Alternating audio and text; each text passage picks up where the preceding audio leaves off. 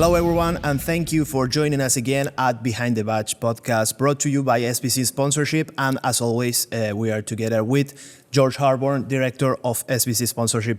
George, how are you today? Very good today. How are you? Very good, very good. Very happy to be here to discuss again the commercial side of sport. And if we're talking commercial, we definitely need to talk about Argentina. A lot of things have going on there. A lot of betting sponsorship deals have been taking place in Argentina.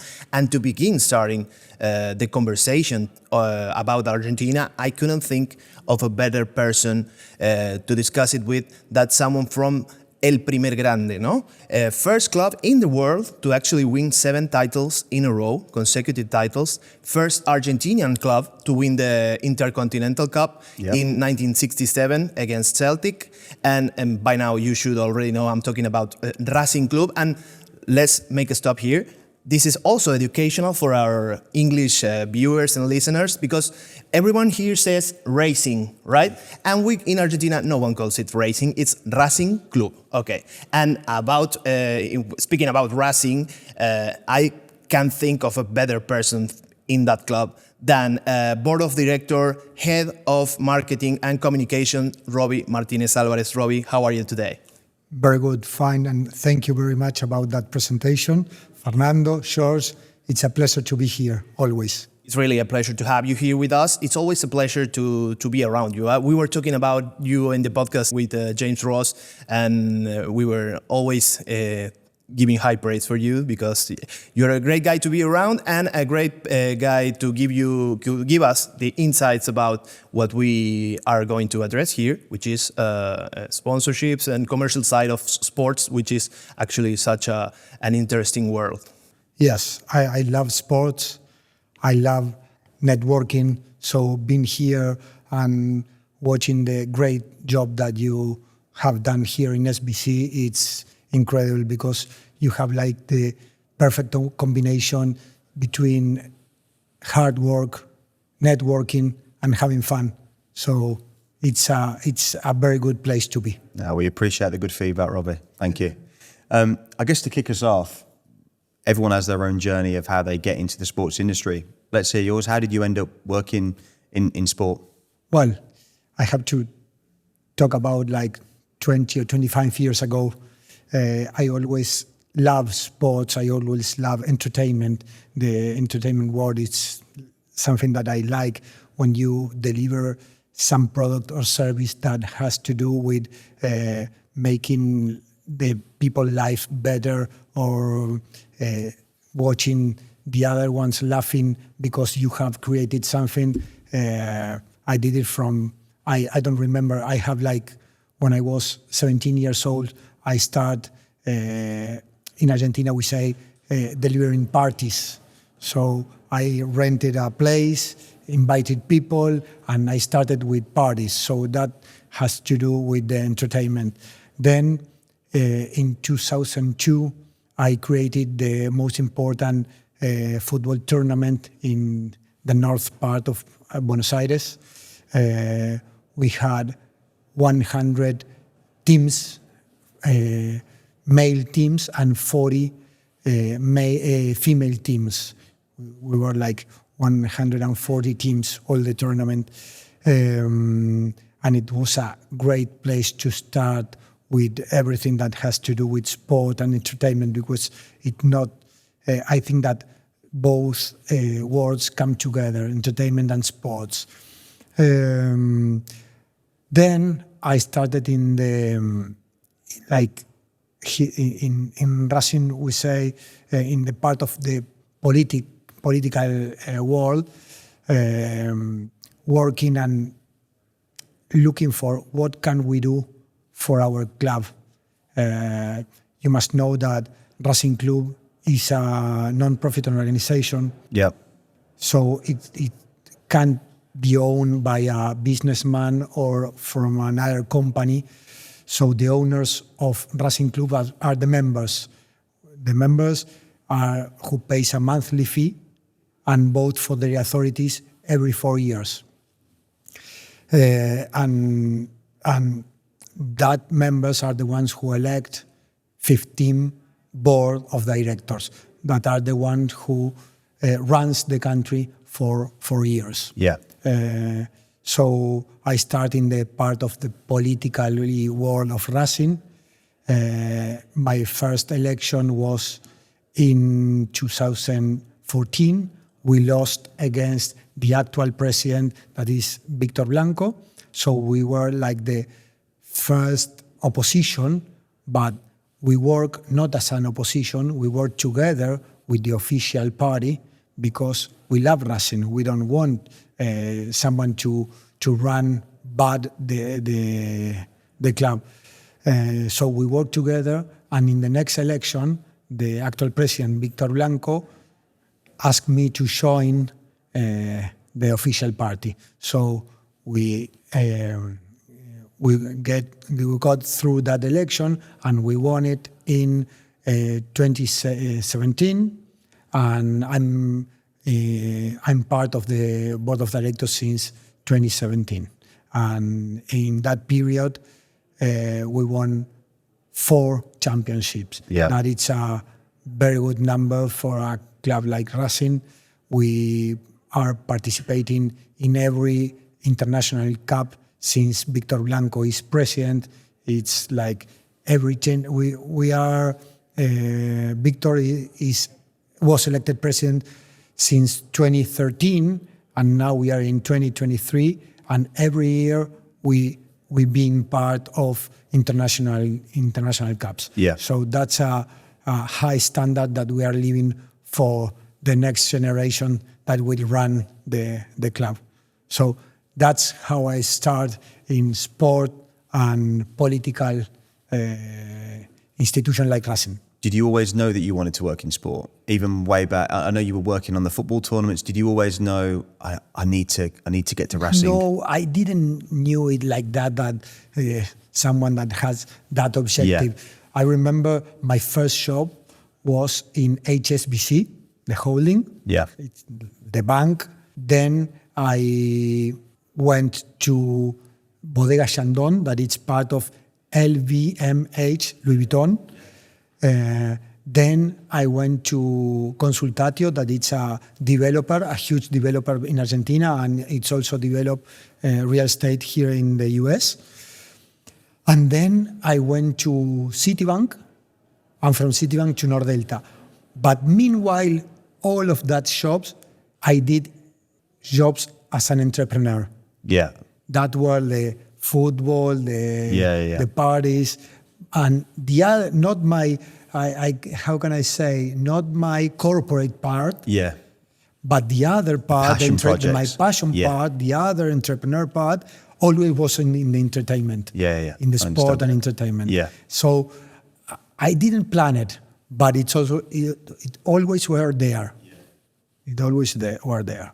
You were mentioning the ownership model for Racing and how it's different because it has the socios, the members, instead of having like an owner like they do in other countries. So how special is that for a club like Racing, which is so connected to the city of Avellaneda, where it's from?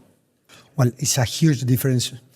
So when we analyze football clubs between Argentina and the rest of the world, we have to say that the main objective of football clubs in Argentina, especially Racing, is to improve and benefit our community.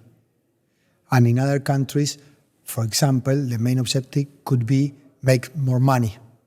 So it's a huge difference. But having said that, we have to win matches and we have to win championships in order to compete in all the leagues. And for winning championship, you need to have good players. And for having good players, you have to pay good salaries. So you have to make money. That's where sponsorship is a great deal in this industry. We have a lot of line of revenues. For example, the first line of revenue in clubs like Racing is the monthly fee that the members pay every month. Then you have the match day. Then you have television rights. Then you have the sponsorship. So you must be a very good manager in order to use that incomes, that revenue, to bring it or to give it to the football team, to the employees, and also to the community, because we have a very important deal of work with the community. We have a kindergarten, we have a primary school, and we have a secondary school. Yeah. And we are always trying to improve our community. And that's all another thing that takes a lot of money, because another thing important to say is that only 1% of the childs that come to our club to be a football player in the future will make it. So we have to do things for the other 99%. So we are like developing people, not developing future football players. Developing the community and the city of Yes, Avellaneda. because whenever you have a kid in your youth categories, this kid, it's out of the streets. It's not getting into trouble with the police, it's not getting trouble with the drugs, and you have that kid in your club playing football, playing sport. So we educate through the values of sports. Yeah, absolutely. You mentioned there some of the commercial lines that you work across, and this year in particular you've had some really great commercial wins with the new front of shirt partner, Betsson as well coming on board as their first partner from the gambling industry. Do you want to talk us through a little bit about the processes of those, how those deals came together, but also how important those deals are for that commercial makeup of Racing? Yeah, you always have to deal with a balance between how many sponsors you have to use in your T-shirt and the money that you receive, because you have to take care about your brand. If not, it could be like a racing car with a lot of sponsors. We prefer having 2 or 3 sponsors in our T-shirt. Yeah. And taking care about them. We have in the front of our T-shirt, the main sponsor is AdExpert, that is a company that delivers free education online. I think it's the only company that delivers free education being as a main sponsor.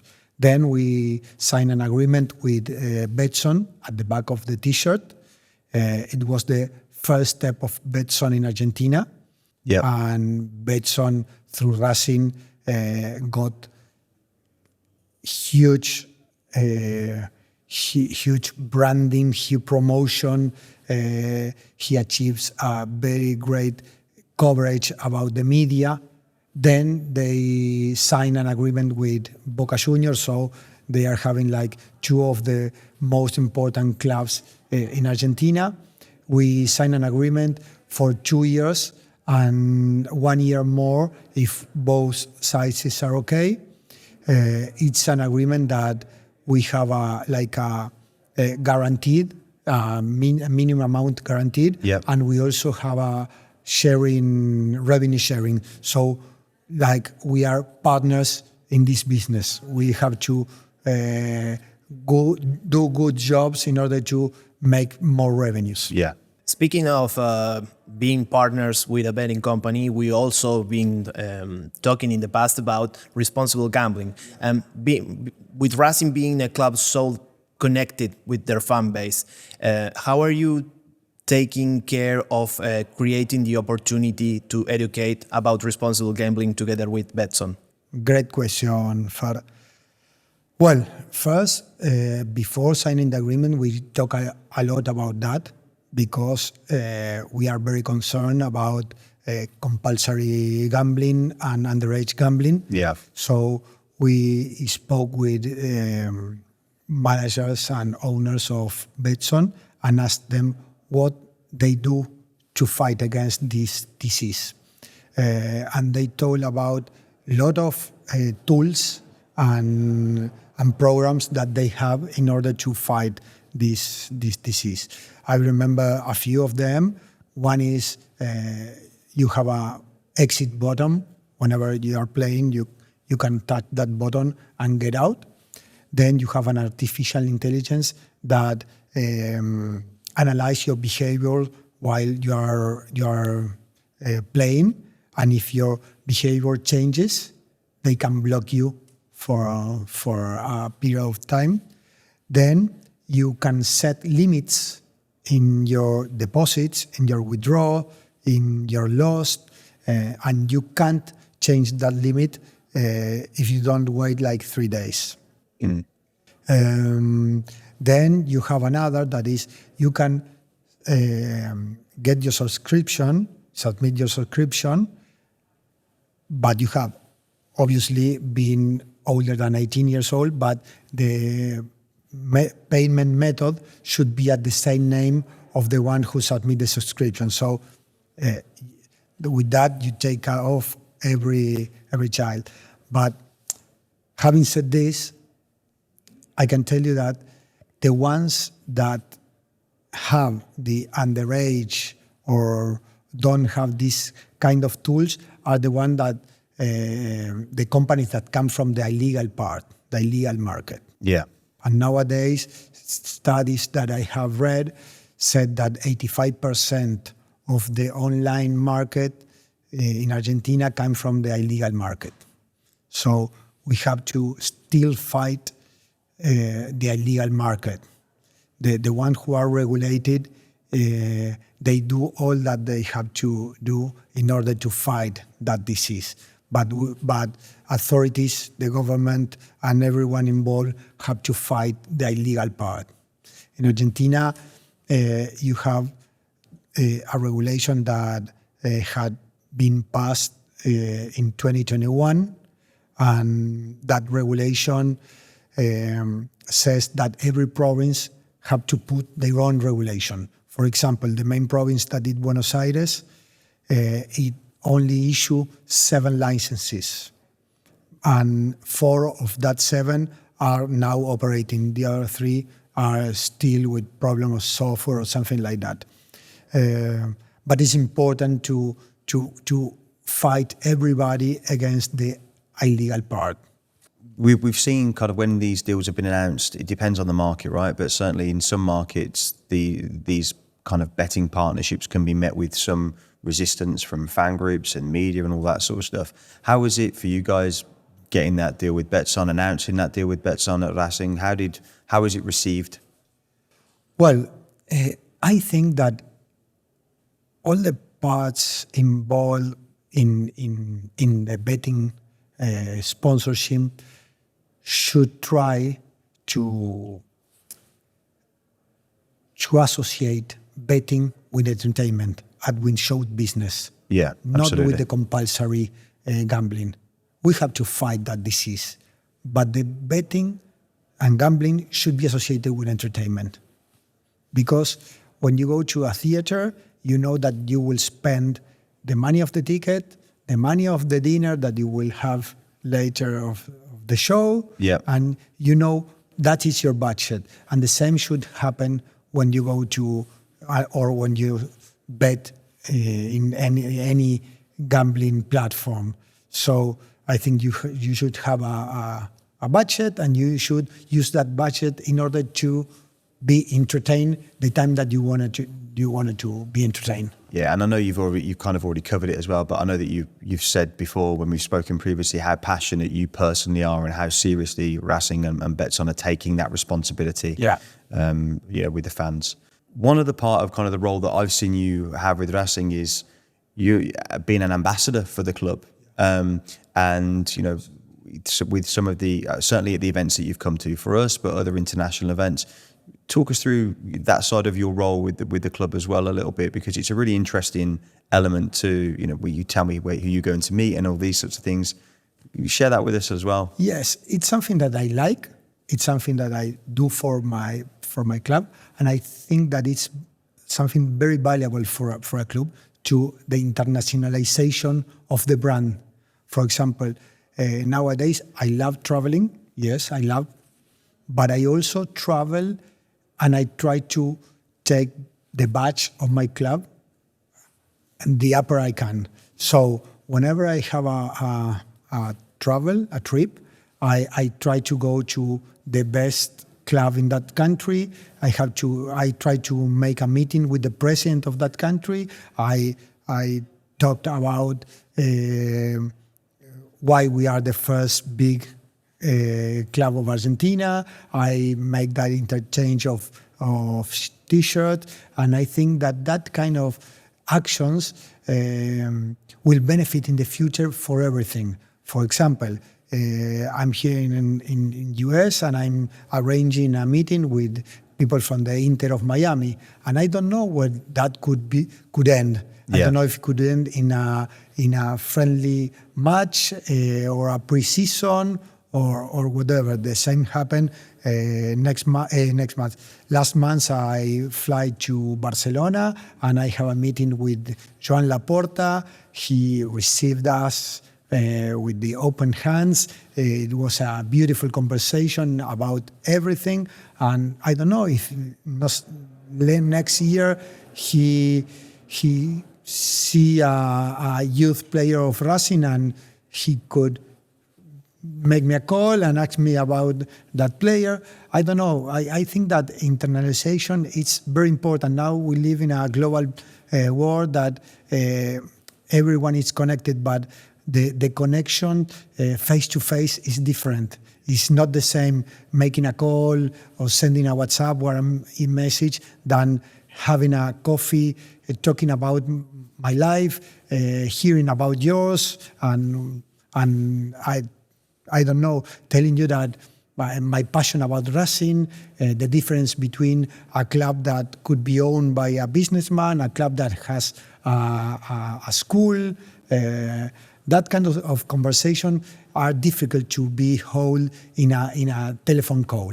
Totally agree. And I think, ever since I've known you, we've met many times now over the last kind of 12 months, the passion that you bring, the love for the club, it always comes across, and you're certainly very hard working on that front of spreading the word of Racing and making sure that those connections are there to develop ultimately commercially Racing, but also those other elements that you just mentioned as well. Yeah, I can tell you that this comes from a lot of years before my grandmother and my grandfather knew each other in a party of Racing. Yeah. Like 80 or 90 years ago. So this passion is through our blood. Yeah. It's a passion that I inherited by my grandfather, grandmother, my mother, my cousin, everyone. Now my boys, my kids. So it's something that I do it for pleasure. I don't take it as a job. That's great. That's great. You definitely have set the ground for Racing to continue growing. And like you said at the beginning, that Racing is definitely growing because you spent at one point 30 years without winning a title. And now you are winning a lot of titles in such a short period of time. That's definitely the result of the work you guys have been doing at the club. So Roby Martinez Alvarez, Board of Directors member and Head of Marketing and Communications, thank you very much for being here at the Behind the Badge podcast, brought to you by SBC Sponsorship. I'm Fernando Noodt, business journalist for SBC Noticias. George Harborne, Director of SBC Sponsorship. Thank you, everybody, and we'll meet you in the next one. Thank you. The pleasure is mine. Thank you. Thank you, Robbie.